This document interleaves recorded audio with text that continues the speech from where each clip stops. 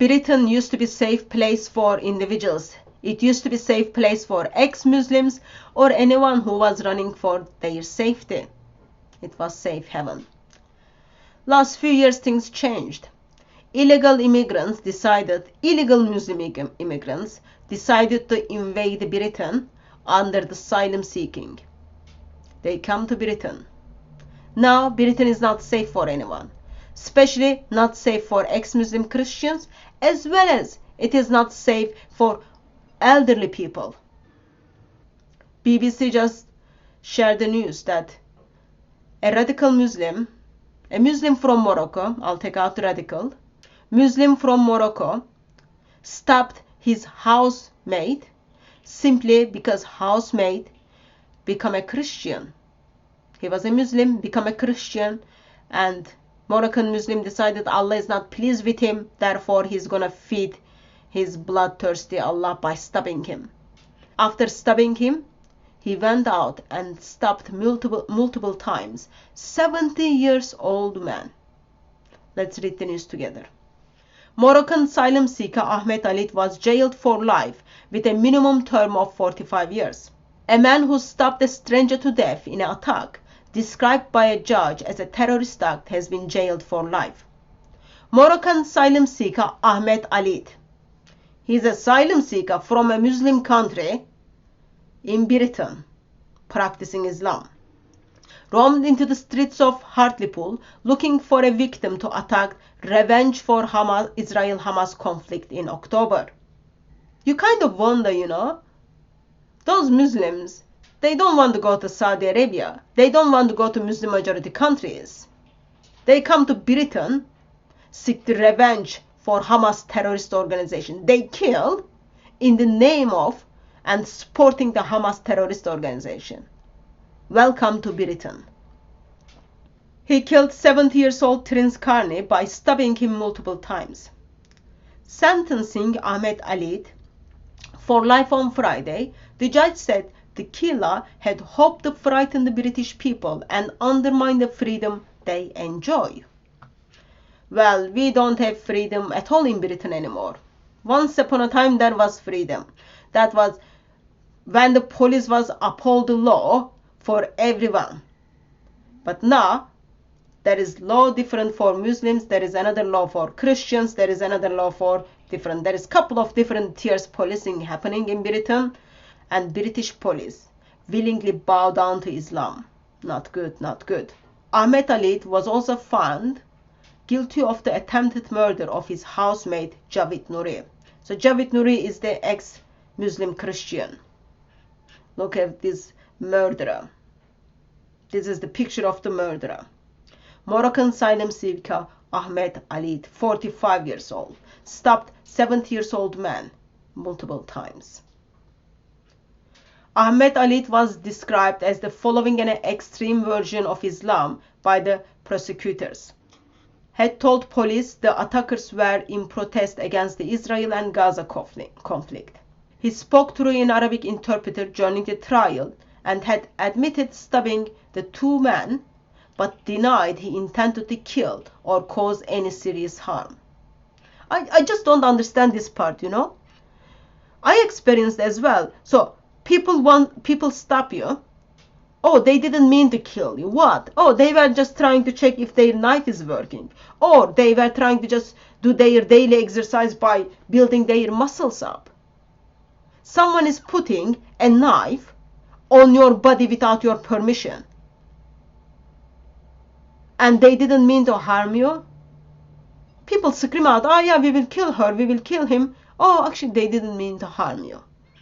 That's the stupidness of Islam. Yeah, I murdered him, but I didn't mean to. I didn't mean to harm him. I just wanted to see if my fingers are working well. The judge ruled that Ahmed Alit had committed terrorist offense when he murdered Mr. Karni and attempted to murder his housemate, Mr. Nouri. She said, the murder of Mr. Karni was a terrorist act in which you hope to influence the British government. And they are doing very good at it, actually. You hope to frighten the British people and undermine the freedom they enjoy. The court heard Ahmed Alit forced his way into Mr. Nouri's room in the early hours of 15th October and stabbed him. Alit shouted Allah Akbar, God is great, joining the attack at the home of his approved asylum seekers accommodation.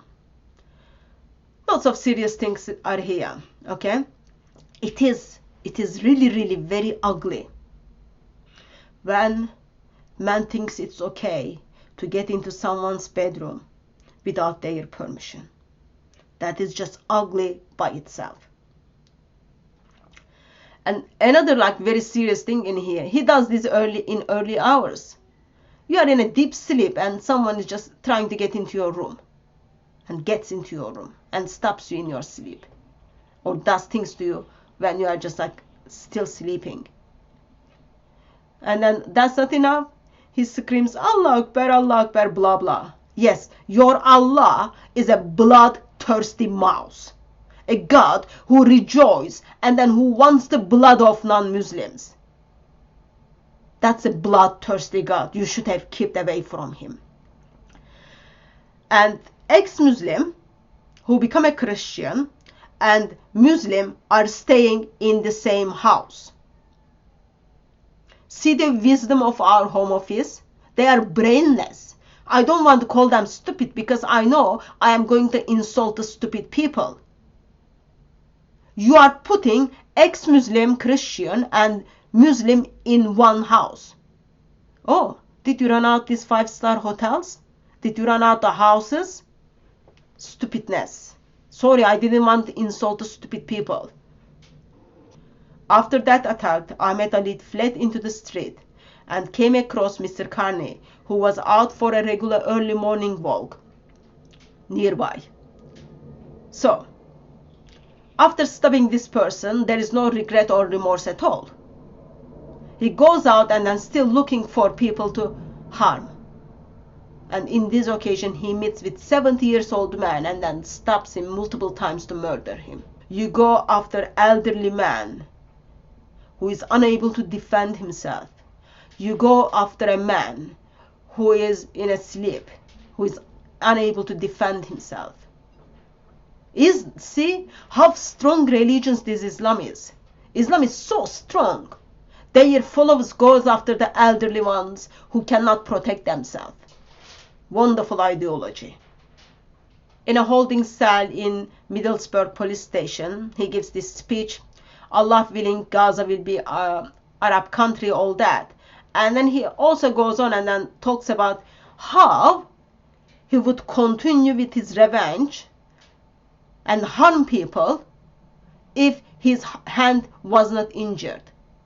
So man's intention is continue to murder people, but he couldn't do it because his hand got injured. Ahmed Ali, who strongly disapproved of his housemate Mr. Nouri's conversion to Christianity, said, God was displeased with those who went astray. So, did you pick up the reason? The reason Moroccan asylum seeker is killing another asylum seeker in Britain, because this asylum seeker decided to walk away from Islam and become a Christian. And apparently that made Allah displeased. Therefore, that person should be murdered. In Britain, I'm not talking about in Saudi Arabia, in Pakistan, in Iran. In Britain, you cannot practice your religion if you were ex-Muslim before.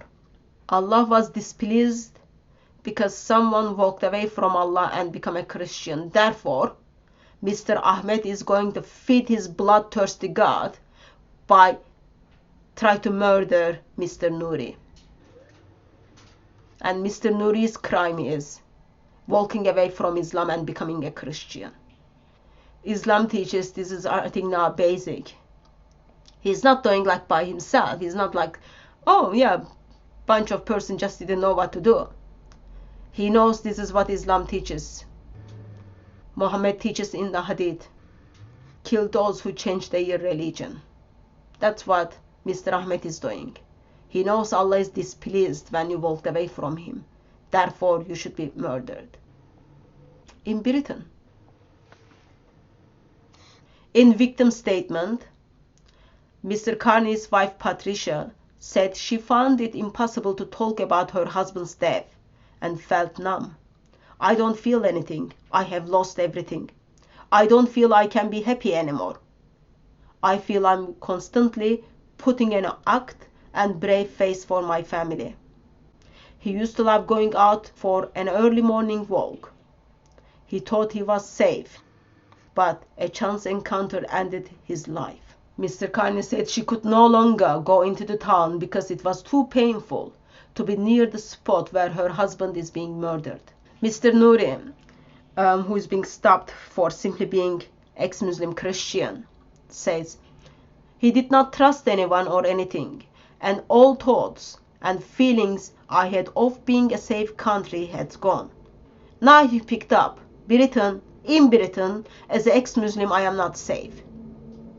In his victim statement he edited, I would expect to be arrested and killed in my home country for converting to Christianity, but I did not expect to be attacked in my sleep in here.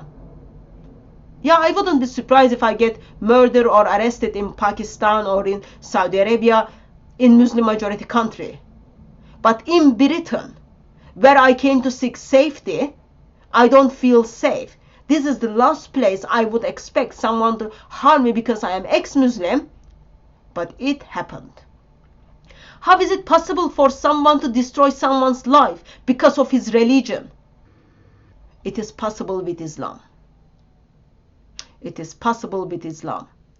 Mr. Nouri said how he now struggled with mental health problems and had to move to cities, losing all of his friends. When people come after you, next thing you do is you move from one place to another place to seek safety. Now convert to Christianity from Islam, going from one place to other place, has no church, has no friends. It's going to take long time. Please pray for him. Pray for him to find good sound church and have a good fellowship. I want to tell Ahmed, you are a weak person. Because of your religion, you attack someone in a deep sleep and an old man who struggled to walk. Yep. That's what weak people do. Spot on. And then here what we have is terrorism policing says, oh, he was not in our radars. If he was in your radars, what would you do? Nothing. We've seen you've done nothing when people were in your radar.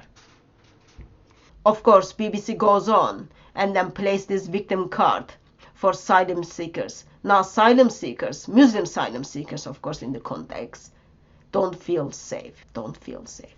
Poor radical Muslims.